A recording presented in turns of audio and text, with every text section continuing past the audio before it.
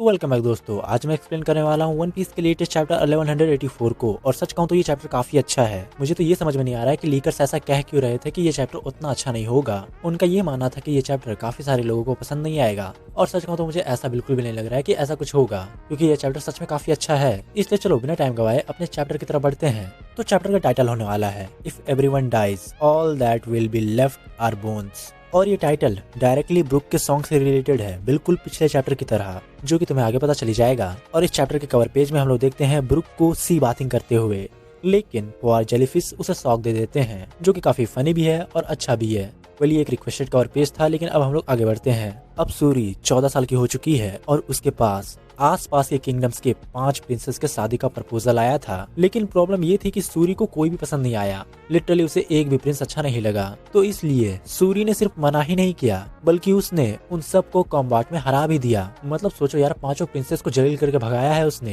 एक तो रिजेक्ट भी कर दिया, ऊपर से हरा भी दिया। बेचारे किस मुंह से गए होंगे। सूरी क्लियरली बोलती है कि उसे वीक मैन बिल्कुल भी पसंद नहीं है, लेकिन साथ ही में सिर्फ स्ट्रॉन्ग ही होना काफी नहीं है। उसके अकॉर्डिंग जो म्यूजिक नहीं समझता या म्यूजिक नहीं बजा सकता, वो भी उसके लायक नहीं है। काफी डिमांड है इसके। लेकिन यहाँ से हमें समझ में आता है कि उसकी पर्सनैलिटी कितनी ज्यादा ब्रुक से इन्फ्लुएंस हो चुकी है। इसके बाद सूरी और ब्रुक साथ में चल रहे होते हैं। सूरी थोड़ा फ्लर्ट करने की कोशिश करती है। वो बोलती है कि देखो मैं कितनी स्ट्रॉन्ग हो चुकी हूँ और क्यूट भी हो गई हूँ, और फ्यूचर में मेरा फिगर और भी अट्रैक्टिव हो जाएगा, जो कि सच कहूं तो ऑब्वियस बात है। लेकिन ये ब्रुक पे लाइन मार रही है, पर ब्रुक यहाँ पे तुरंत उसे डांटने लगता है और कहता है कि ऐसी बातें करना ठीक नहीं है। लेकिन तभी एक क्लासिक ब्रुक मोमेंट हो जाता है, क्योंकि वहीं से एक ब्यूटीफुल वुमन पास हो रही होती है। तो ब्रुक तुरंत अपना आइकॉनिक डायलॉग बोलता है, मे आई सी योर पैंटीज।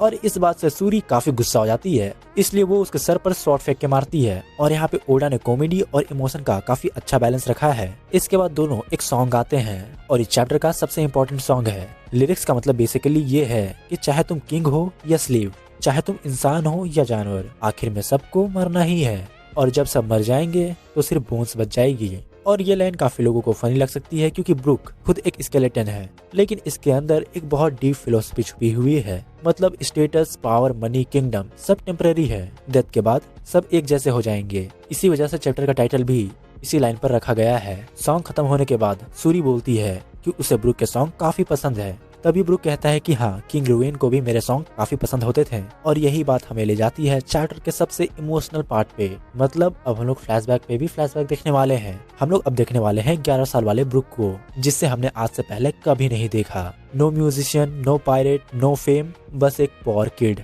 वो म्यूजिक स्कूल के बाहर खड़ा होकर अंदर स्टूडेंट को म्यूजिक सीखते हुए देखता था, और उसकी आंखों में काफी सारे सपने थे, लेकिन उसके पास स्कूल ज्वाइन करने के पैसे नहीं थे, क्योंकि भाई वो काफी गरीब था। और कुछ देर बाद उसे वहाँ से भगा भी दिया जाता है कि भाई तू बाहर भी मत रहे, चल भाग यहाँ से। और ये सीन सही में काफी सैड था, क्योंकि ब्रुक टैलेंट रखता है, पैशन भी रखता है, लेकिन उसके पास अपॉर्चुनिटी नहीं है। उसके बाद हम लोग देखते हैं कि ब्रुक गार्बेज डंप में रहता है। वहीं उसका घर है, वहीं उसकी दुनिया है, और वहीं उसने खुद का वायलिन बनाया है ग्लास बोतल और वायर का यूज करके। और ये दिखाता है कि उसके अंदर म्यूजिक के लिए कितना जुनून है। तभी एक यंग मैन उसकी म्यूजिक सुनता है, और ये यंग मैन कोई और नहीं बल्कि फ्यूचर किंग रुवेन था।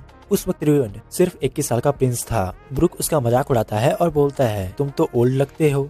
रुवेन उसकी बात सुन के हंस पड़ता है, और यहीं से उन दोनों की फ्रेंडशिप की शुरुआत होती है। ब्रुक उसे एनिकी यानी कि बिग ब्रदर बुलाने लगता है, और साथ ही साथ उसे अपना स्पेशल मील भी खिलाता है। और ये स्पेशल मील क्या था? ग्रास होपर और फ्रॉग्स, और ऊपर से करी पाउडर। ब्रुक प्राउडली बोलता है उसने करी पाउडर मरीन शिप से चोरी किया है, और उसके लिए ये एक लग्जरी इंग्रेडिएंट है। लेकिन जब रुवेन ये खाना खाता है, उसका टेस्ट हॉरिबल हो जाता है, जो कि ऑब्वियस था यार। फिर भी वो पूरा खाना खाता है, क्योंकि पहली बार कोई उसे प्रिंस नहीं, एक नॉर्मल इंसान की तरह ट्रीट कर रहा था। और यहीं से ये चैप्टर एक और इमोशनल कॉन्ट्रास्ट दिखाता है। एक साइड ब्रुक है जो गार्बेज में रहता है, और दूसरी साइड रुवेन जो रॉयल पैलेस में एक्सपेंसिव फूड खाता है। सब कुछ है उसके पास, लेकिन फिर भी वो खुश नहीं है। लेकिन जब वो ब्रुक के साथ बैठता है, तब उसकी आंखों में आंसू आ जाते हैं। उससे पहली बार फ्रीडम और सच्ची दोस्ती मिलती है। लेकिन ट्रेजेडी यहीं खत्म नहीं होती। कुछ समय बाद मरीन्स ब्रुक को पकड़ लेते हैं। उन्हें लगता है कि ब्रुक किसी इलीगल स्मगलिंग ऑपरेशन का हिस्सा है, और वो उसे टॉर्चर भी करते हैं, मारते हैं, चेयर पर बैठा देते हैं और पूछते हैं कि ड्रग्स कहाँ छुपाए हैं। लेकिन बाद में पता चलता है कि जिस पाउडर को मरीन्स ड्रग्स समझ रहे थे, वो असल में नॉर्मल करी पाउडर था। पर यहाँ पे ब्रुक लगभग मरने ही वाला था, और उस वक्त भी वो गाना गा रहा था।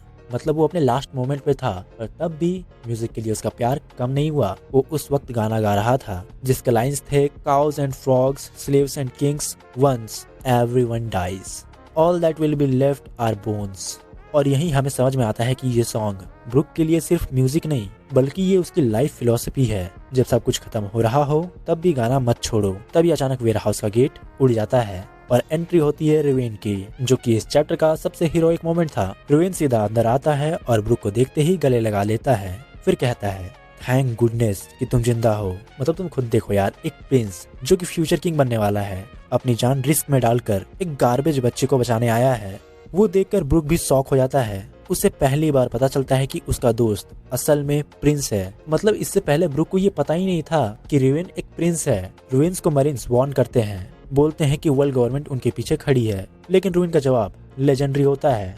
वो बोलता है अगर वर्ल्ड गवर्नमेंट ऐसे लोगों को प्रोटेक्ट करती है तो दुनिया का अंत आ गया है। और फिर रिवेन और कैंडल मिलकर सभी करप्ट मरीन्स को हरा देते हैं। यहाँ कैंडल भी बहुत पावरफुल और रॉयल कैरेक्टर दिखाई गई है। बैटल खत्म होने के बाद ब्रुक पैलेस में रिकवर करता है। मतलब वो लोग उसे पैलेस के अंदर ले गए थे। वहाँ रिवेन उसे सच बताता है कि उसने कभी उसे धोखा देने की कोशिश नहीं की, बस उसके साथ बिताया हुआ वक्त बहुत प्रीसियस था। और यहाँ पे हमें पता चलता है कि कैंडल भी ब्रुक को पसंद करती है और वो जब उसके फोरहेड को टच करती है तो ब्रुक इतना नर्वस हो जाता है कि उसकी नोज ब्लीड होने लगती है, बिल्कुल सांजी के जैसा। लेकिन चैप्टर का असली इमोशनल पीक अब आता है। रिवेन अनाउंस करता है कि ब्रुक मेरा फेवरेट म्यूजिशियन है, उसे पैलेस में जगह दी जाएगी, उसे रियल इंस्ट्रूमेंट दिए जाएंगे, उसे स्कूल भेजा जाएगा। और साथ में ये भी कहता है कि a star is about to be born in स्पेरिया। मतलब एक ऑर्फन और एक गार्बेज डंप पे रहने वाला बच्चा जिसके पास कुछ भी नहीं था, उससे पहली बार किसी ने बिलीव किया, उसके टैलेंट को पहचाना, उसे फ्यूचर दिया। और ये सब किया किसने? रिवेन ने।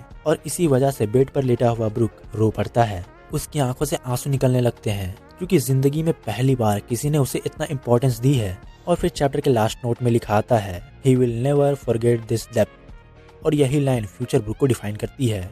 और यही वो कारण है कि ब्रुक रिवेन और उसके परिवार के लिए इतना लॉयल है, क्योंकि ये सिर्फ फ्रेंडशिप नहीं था, ये उस इंसान के लिए रिस्पेक्ट थी जिसने उसकी जिंदगी बदल दी। ये चैप्टर हमें ब्रुक के पास्ट का सबसे ट्रैजिक और ब्यूटीफुल हिस्सा दिखाता है। हमें दिखाता है कि म्यूजिक ने ब्रुक को कैसे जिंदा रखा है और रिवेन ने ब्रुक को एक नई जिंदगी कैसे दी। इसीलिए ये चैप्टर सिर्फ ब्रुक का फ्लैशबैक नहीं बल्कि एक कहानी है दोस्ती, उम्मीद और ग्रेटिट्यूड की। और शायद इसी वजह से वन पीस दुनिया की सबसे इमोशनल स्टोरीज में से एक है। लेकिन तुम्हें ये चैप्टर कैसा लगा मुझे कमेंट करके जरूर बताना। अगर वीडियो पसंद आया हो तो वीडियो को लाइक करना, शेयर करना और अपने मेंथर भाई के चैनल को सब्सक्राइब कर देना।